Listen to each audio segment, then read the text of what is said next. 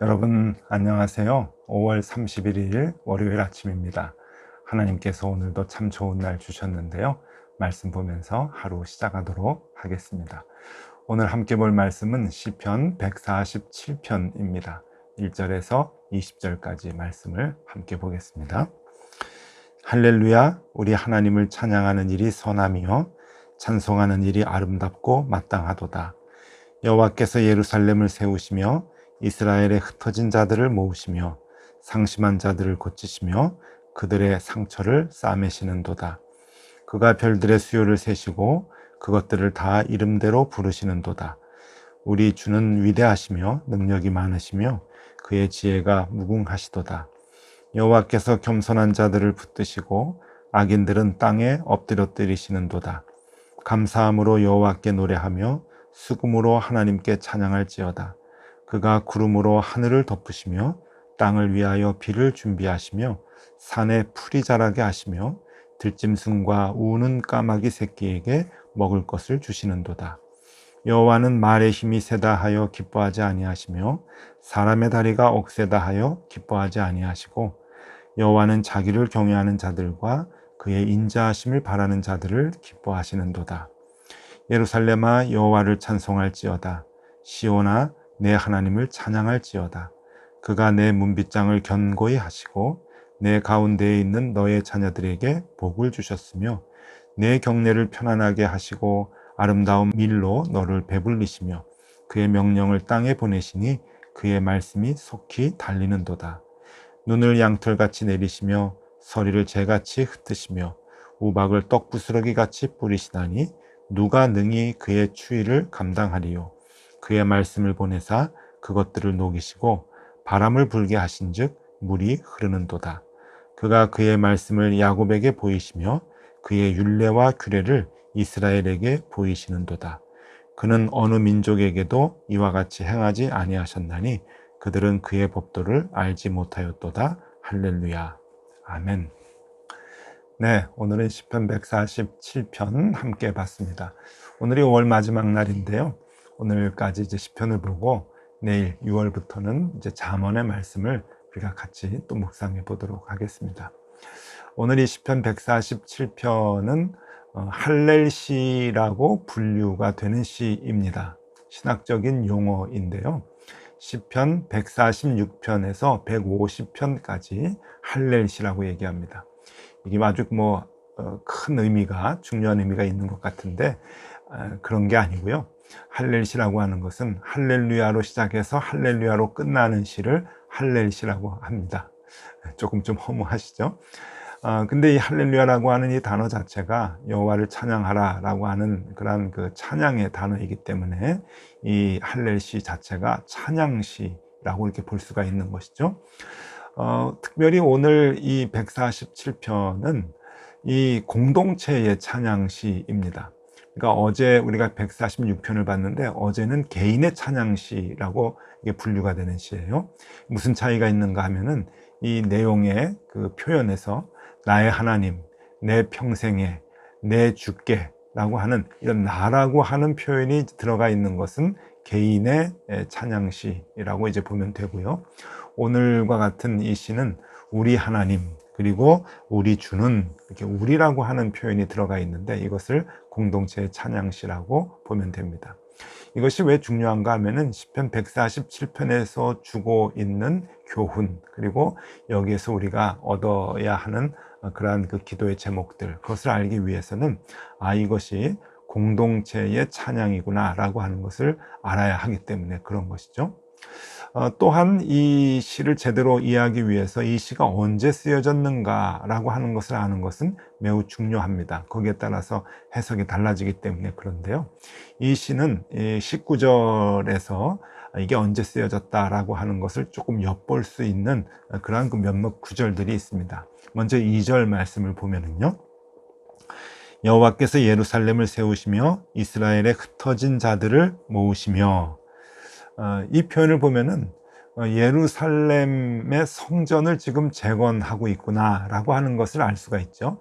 그러니까 바벨론의 포로로 잡혀갔던 이스라엘 사람들이 다시금 돌아와서 예루살렘 성전을 재건하는 모습을 이렇게 표현을 한 것이죠. 그러니까 흩어진 자들을 모으셨다, 바벨론에 있는 자들을 데리고 오셨다라고 하는 뜻이고, 예루살렘을 세웠다 라고 하는 것은 성전을 지금 재건하고 있는 것이다 라고 보는 겁니다. 13절의 표현도 그것을 엿볼 수가 있어요. 그가 내 문빗장을 견고히 하시고 내 가운데에 있는 너의 자녀들에게 복을 주셨으며, 문빗장이라고 하는 그 단어를 보니까 성전 재건을 다 마치고 나서 이제 견고히 세워진 그 성전에 이스라엘 백성들이 모여서 하나님을 찬양하고 있구나라고 하는 것을 이제 알 수 있는 이런 이제 표현들이죠. 그러니까 이제 시편 147편은 포로로 잡혀갔던 사람들이 돌아와서 무너진 예루살렘 성전을 다시 재건하고 나서 하나님께 모든 공동체가 감사하는 그러한 그 시를 쓰고 있는 것이 바로 이 시편이다라고 보는 겁니다. 이게 왜 이렇게 중요한가 하면은요, 여러분, 이 공동체의 마음이 하나로 묶여지는 것이 굉장히 어렵습니다. 아니, 어려운 게 아니라 불가능한 일이죠. 어떤 왕이든지 또 요즘은 이제 어떤 대통령이든지 어떤 정부든지 하나의 정책을 세우면은요, 다 100% 좋아하는 나라가 어디 있겠습니까? 반대하는 사람, 또 싫어하는 사람 다 나오게 마련이죠. 그건 예전이나 지금이나 마찬가지입니다. 어디 나라만 그러겠습니까? 한 가족들도 몇 명 안 되는 그 가족들의 마음이 하나로 묶여지는 것도 참 쉽지가 않은데, 어떻게 일터와 그리고 지역과 한 나라라고 하는 이 공동체가 한 마음으로 그렇게 묶여질 수가 있겠습니까? 이스라엘 백성들이 포로에서 이스라엘로 다시 돌아오고 난 뒤에 무너진 성벽을 재건하자 해서 재건을 시작하게 되지요. 그런데 그 재건을 할 때 이스라엘 사람들의 마음이 다 하나가 되질 않습니다. 그래서 재건이 단시간에 금방 끝나질 않죠. 내부적으로 많은 반대와 그리고 핍박과 방해 공작, 이런 것들이 있어서 예루살렘 성전을 짓는 것이 많이 지체가 됩니다. 그래서 시작 때부터 완성이 될 때까지 여러분 기간이 한 20년 정도가 걸리게 돼요. 그러니까 중간에 16년 정도가 중단이 됩니다. 얼마나 많이 방해를 하는지, 얼마나 많이 반대를 하는지, 그것도 이스라엘 사람들이 그렇게 힘들게 해서 16년 동안 중단이 되고, 다시 재건이 돼서 4년 동안 건설을 해서 예루살렘 성전과 성벽을 완공하게 되는 것이죠. 여러분, 이 사진을 한번 좀 보여드릴게요. 예루살렘 성전이 재건되고 난 뒤에 깨끗하게 정비된 모습입니다. 이거는 어디 사진인가 하면은, 지금 예루살렘에 가면은 이 고고학 박물관이 있는데요. 그 박물관 앞마당에 그 당시에 예루살렘을 미니어처로 이렇게 축소해서 아주 똑같이 만들어 놓은 겁니다. 굉장히 섬세하게 만들어서 돌 하나 표현을 다 해놨어요. 조금 자세하게 보면은 저렇게 예루살렘 성전의 그 돌들이 그대로 이렇게 보입니다. 조금 더 자세하게 보면은요, 저렇게 큰 돌들을 쌓아서 올리는 것 자체가 예루살렘 성전과 성벽을 재건하는 것이다 라고 하는 것을 알 수 있게 되죠. 이 그림도 한번 보시면 좋을 것 같습니다. 당시 포로 잡혀갔다가 돌아온 사람들이 예루살렘 성전을 재건하기 위해서 모여서 함께 일하는 모습의 그 상상도인데요. 아마 저렇게 모여서 힘을 합쳐서 재건을 했겠다, 그렇게 여겨지는 겁니다. 네, 이렇게 공동체의 마음이 하나로 묶여져서 일을 해나가는 것 굉장히 어려운데, 그 일을 다 감당하고 난 다음에 이스라엘 백성들이 하나님께 이렇게 고백을 합니다. 우리 마음은 다 갈라져 있었지만 하나님께서 하나로 묶어주셨습니다. 불가능한 일을 하나님은 하셨습니다. 그렇게 하나님께 찬양을 하네요. 그것이 2절과 3절에 나와 있습니다. 여호와께서 예루살렘을 세우시며 이스라엘의 흩어진 자들을 모으시며 상심한 자들을 고치시며 그들의 상처를 싸매시는도다. 네, 하나님은 그 이스라엘 백성들, 그 많은 사람들의 다 갈라진 마음을 하나님이 싸매시고 하나로 묶어주셨습니다. 그래서 우리가 이 일을 감당하게 되었습니다. 하나님 참 감사합니다. 그 고백을 지금 하고 있는데요. 4절에 보니까 이렇게 아름다운 표현을 하고 있네요. 4절 말씀에 그가 별들의 수요를 세시고 그것들을 다 이름대로 부르시는도다. 네, 이스라엘 사람들을 바다의 모래 같다, 하늘의 별 같다, 그렇게 표현을 많이 하죠. 그래서 이 하늘의 별, 이스라엘 사람들을, 그 많은 사람들, 그리고 각각의 마음들을 하나님께서 수를 세시고 이름을 부르셔서 하나하나 다 챙겨주셨다라고 하는 겁니다.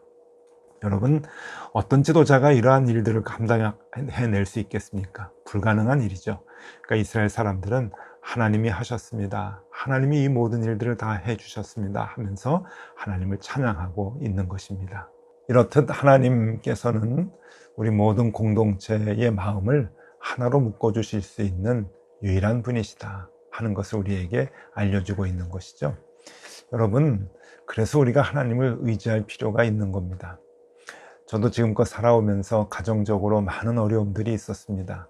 또 힘들고 어려운 그런 그 고난의 사건들이 있었을 때 가족들의 마음이 다 찢기고 또 각기 생각들이 달라서 더 많이 갈등하고 또 싸웠던 그런 그 경험들도 있는데요.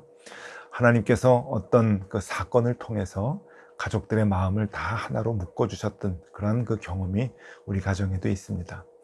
도저히 이 한 가지의 사건을 통해서 각각의 가족들의 마음들이 하나로 모아진다고 하는 것은 불가능한 일인데, 그 어려운 사건을 통해서 각각의 마음, 제 마음과 우리 자녀들의 마음과 그리고 가족들의 마음, 형제들의 모든 마음들이 정말 하나같이 다 하나님의 뜻 안에서 하나가 되어서 정말 그 어려운 사건을 통해서 우리가 하나가 되었던 그런 경험들을 해본 적이 있습니다.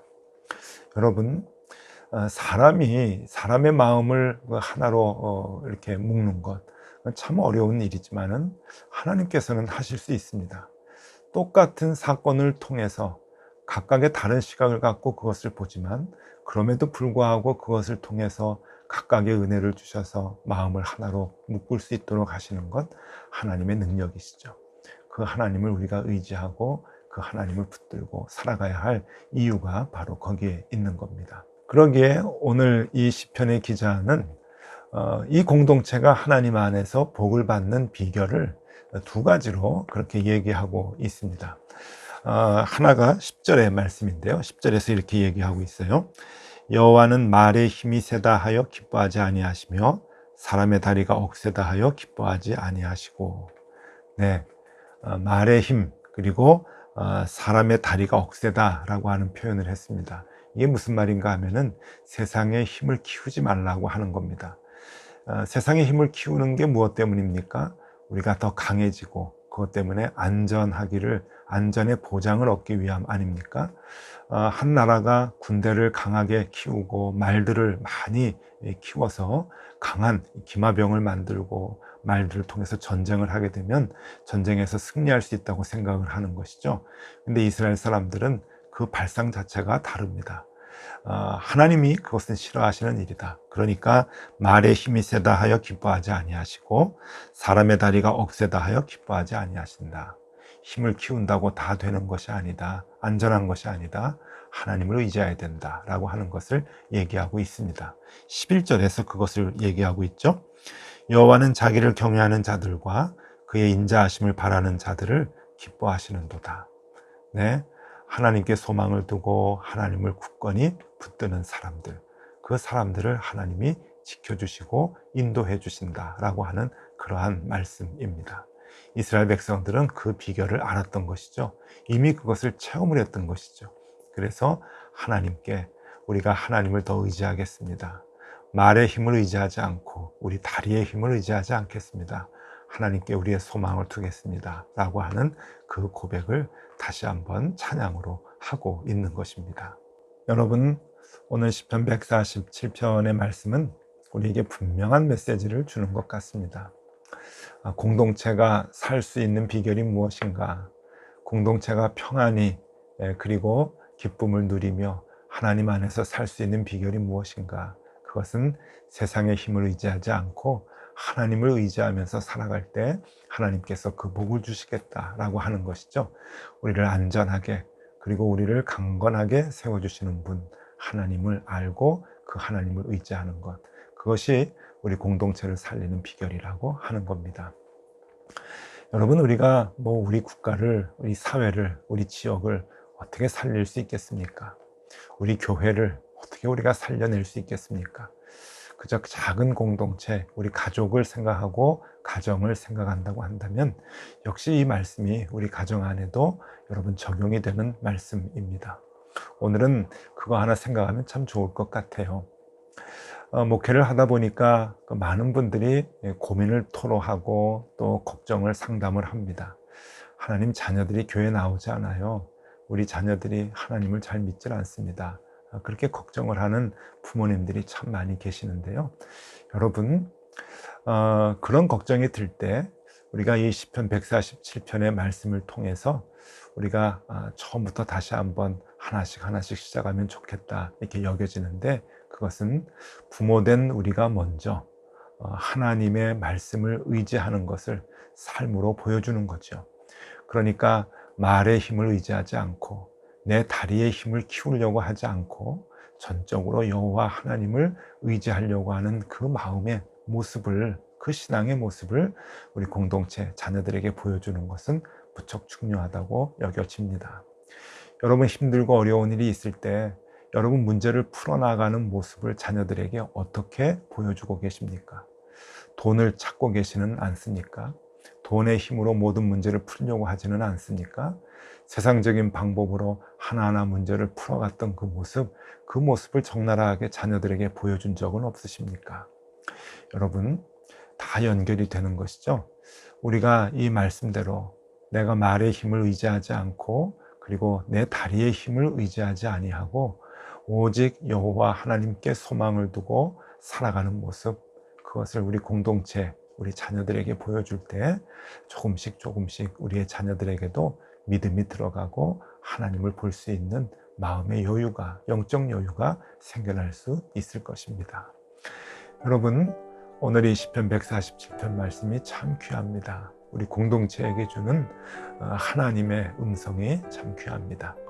여러분, 너무 크게 생각하지 마시고 오늘은 가정, 가족, 그리고 조금 더 생각하시면 우리 일터, 함께 일하는 사람들, 그렇게 생각해 나가시면 좋을 것 같아요. 내가 먼저 세상의 힘으로 모든 문제를 풀려고 하지 않고 세상의 꾀로 모든 문제를 해결하려고 하지 않고 언제나 힘들고 어려운 일이 있을 때 하나님을 붙들고 하나님께 소망을 두는 그 모습을 내가 먼저 보여야 되겠다. 그럴 때 공동체가 하나가 되고 그들이 하나님의 말씀 안에서 한 마음으로 묶여지는 것 반드시 체험하게 되실 것입니다. 오늘 그 복을 여러분들 누리시면 좋겠고요. 또 그렇게 하루를 생활하시면 참 좋겠습니다. 여러분, 힘내시고요. 그 하나님과 동행하는 하루 되실 수 있기를 바랍니다. 기도하겠습니다. 하나님, 감사합니다. 내가 속해 있는 모든 공동체에서 하나님을 함께 섬기며 찬양하는 일이 하나님 나타나면 좋겠습니다. 먼저 우리 가정에서 그리고 일터에서 이러한 일들이 늘 드러나게 하여 주시고 그것이 나의 믿음에서부터 시작되게 하여 주옵소서. 예수 그리스도 이름으로 기도드리옵나이다. 아멘. 네, 함께 기도하시겠습니다.